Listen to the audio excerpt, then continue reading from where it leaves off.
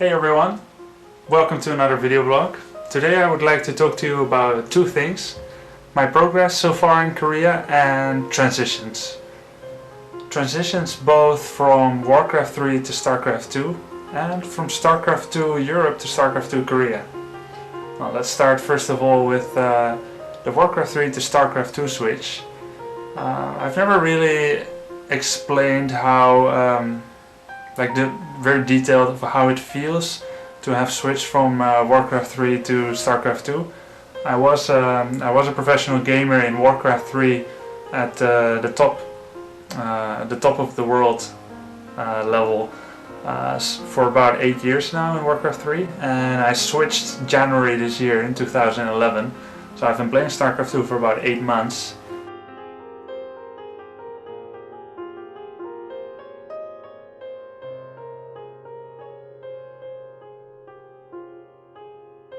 Go. Will die Entscheidung jetzt oder nie. Will den Demon Hunter erneut abpassen. Hexos den Demon Hunter. Den Hunter schon wieder. Muss es sein. Da geht raus. Der Keeper. Der Keeper. Grubby ist der Champion. Grubby gewinnt die World Cyber Games 2008.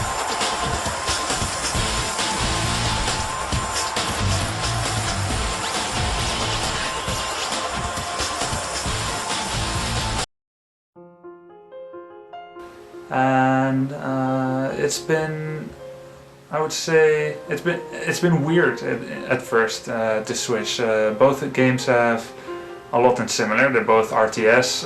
You need to be fast, smart. You need micro. You need macro too. Some people may say Warcraft 3 doesn't require a lot of macro. Not in the same sense, but a part of macro, it's not like in Starcraft. Usually why people call it's more macro than in Warcraft is because of the speed that's required, but I think a big part of macro is not only the speed with which you do things, but also what you should do next. And an element in Warcraft 3 that's unique is that you need to choose which items you get, how to equip your hero, what do you sell, which creeps are you going for. And all of it is culminating in a very complicated mesh of factors which are very hard to measure. When I look back at Warcraft 3, there are things that I miss, in a sense that it was a unique game. It was, I guess, my first true love in a game, so you always remember that. And I'm a pretty detail-oriented person in real life too, so when I found Warcraft 3, I think I found a game that really suits me in a sense that micromanagement is quite important there. And I felt it blew other games out of the water with attention to detail. Also, I have a long-running history with it, obviously, and I do remember that it came to one point in Warcraft 3 where the game wasn't being patched anymore that much, and the game became, I wouldn't say stale. There were still metagame shifts, but for about 2 years there was no new patch. So what started to happen is that rather than constant strategical differences, you had to learn to perfect yourself quite a lot. And there came a point whereby I knew the game so well that it wasn't anymore about learning new things, like, hey, look at this cool new application of a war prism, in order to use a Starcraft II analogy, or hey, look what you can also do with witch doctors. I didn't think you can actually, use them in that sense. But what started to happen was that the game itself was already so incredibly known to you as a pro gamer that had you not had the professional side of things, the game itself would have probably been left behind, and like, let's say just a casual gamer, right? At that point probably would have moved on already. It didn't become boring to me at all, because this competitive aspect kept it interesting. Like, in order to outsmart the enemy, you had to change things up, not because another strategy is better, but just because it made sense to do so in order to throw your opponent a curveball, if you know what I'm saying. So really the start of Warcraft 3 was different than the end of Warcraft 3 for me, in that I already knew the game so well, but I was just competing, and that kept it really interesting. I was still training a lot, even towards the end of Warcraft 3. When I switched to Starcraft II, that I kind of felt again like how I started out with Warcraft 3. There was so much to learn, so many timings, build orders, and I think one of the most significant changes in Starcraft II from Warcraft 3 was that the amount of openings is stupendously big in Starcraft II. Like, you can open so many tiny different variations. You can switch, like, when do you make your cybernetic score? You know, what is the timing of your expansion? Do you go for robotics? Do you go without? And there's way more available cheeses or rushes in Starcraft 2 as well, which can catch you off guard. Like, from the 7-minute mark, you need to be careful of Dark Templars. From the, you know, the 8.5-minute mark, you need to be careful of 4 Phoenix, you know, as a Zerg, I don't know, stuff like that. And in Warcraft 3, there was quite different. A top-level player, due to the amount of expertise he had in the game, would barely ever lose to anyone outside of the top 10 or top 20 of of the world skill level. And in that sense, it was like your seat at the top as a Warcraft 3 elite player was more safe. Like, the amount of experience you gathered, you could not overcome it as a new player. Like, overcome the experience of an already world-class player in a short time.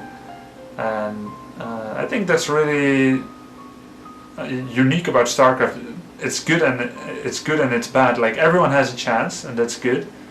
But also, you can't get lazy or comfortable as a top player. For example, when I lost the WCG qualifiers recently, I lost to a player that I thought I should beat, but because I got, like, I guess, cocky, I was unable to pull through with a win. And in Warcraft 3, it always felt so safe, the qualifiers, because I know that even if they strategically outwit me, with micro I could just hold my own. Or maybe if they surprise me and rush, because I was so experienced, I always knew what to do. But in StarCraft 2, there's so many options, and sometimes you just, due to lack of scouting, you can get in a bad spot or something like that. But there's lots of differences, and there's also a couple of things I don't miss in Warcraft 3. It's like when you know that you're gonna get tower rushed by a human or something, and you prepare, like, from moment one as perfectly as possible. Like, it's already been solved, you know what to do, and you still can't stop it because because it was just a very powerful strategy, for example.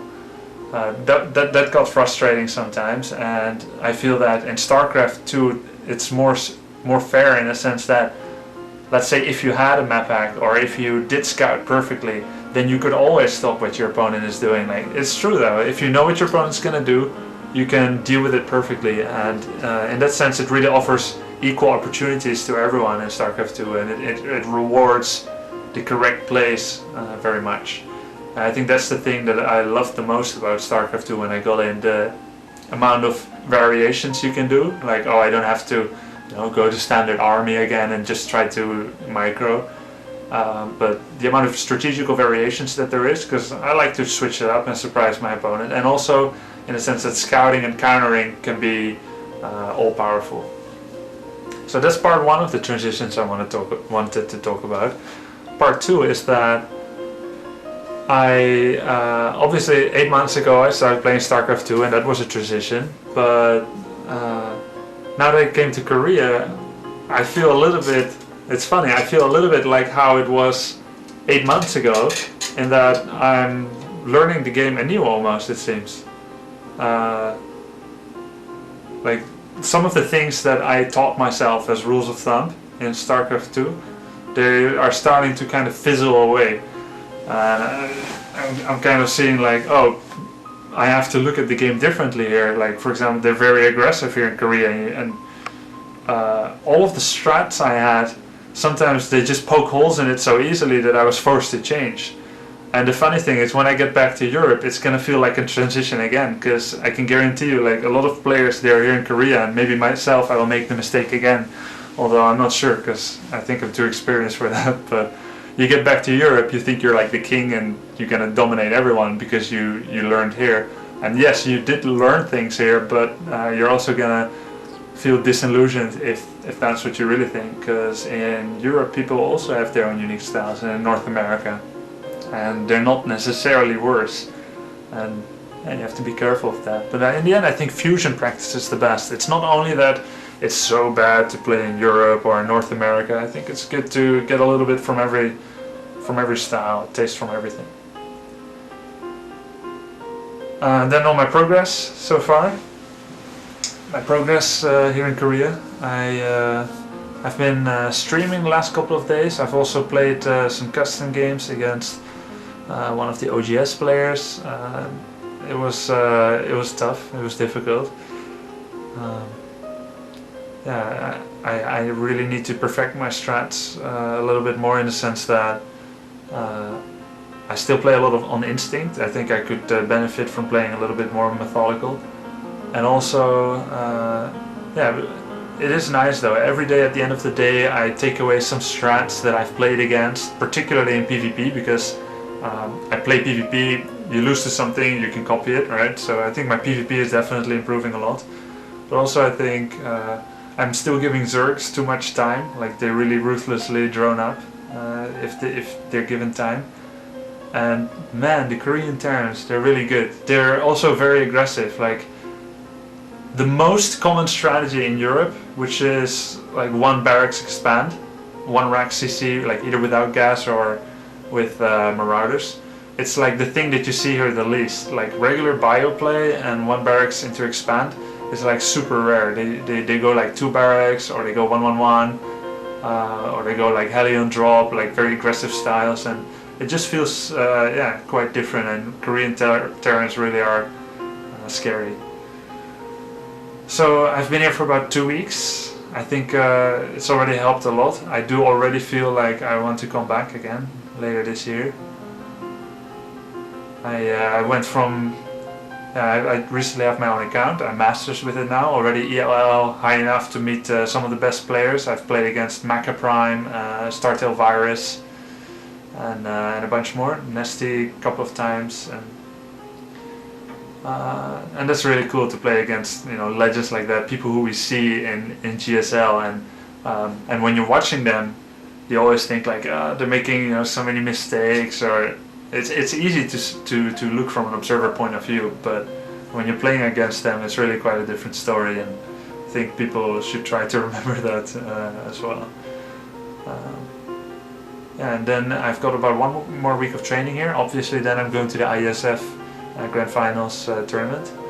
Then I'm returning to Europe, and I will have ESWC on the 21st, so that's about 10 days after I get back.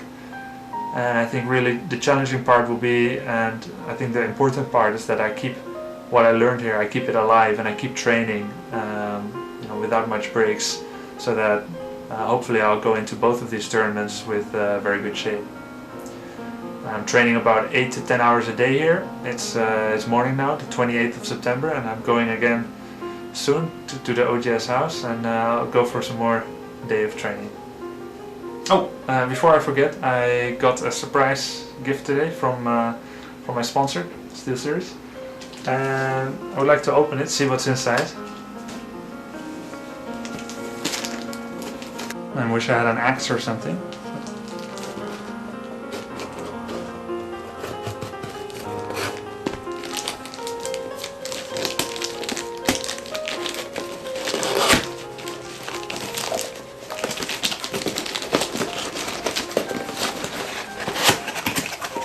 Let's see what's inside.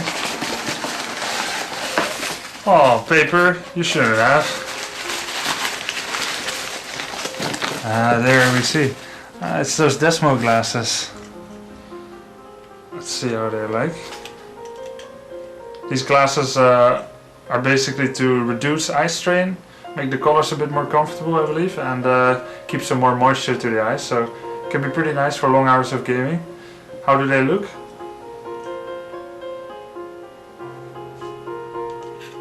Gonna have to see in the video later how exactly they look. I don't know yet. Yeah, it's gonna be cool to try them out. Always nice to get free stuff. One of the best things about being sponsored. And thank you guys for watching, including watching my stream recently. I've had a bunch of viewers. I know probably it's a weird time zone for you guys, but I am in Korea, so it's gonna be a bit different. Maybe catching a different audience than I sometimes do. It was fun. I hope you like my new webcam setup. I have 2 webcams, one on my keyboard and one on my face. Also using microphone. And yeah, looking forward to see you on my next video blog again. I'm gonna keep doing video blogs because I've had so much overwhelming, positive, enthusiastic response from everyone that it's really fun to do, and like I know people are watching it. I enjoy doing them. It's less tedious than doing like written blogs. I think it's really fun to connect. And I'm gonna keep doing them probably for every tournament that I do. I'm gonna do one before, and I'm gonna do one after, and sometimes I'm gonna do video blogs in between, like during my training, like this one for example. So I hope you like it and continue to like it, and I'll see you at my next video blog. Thanks for watching.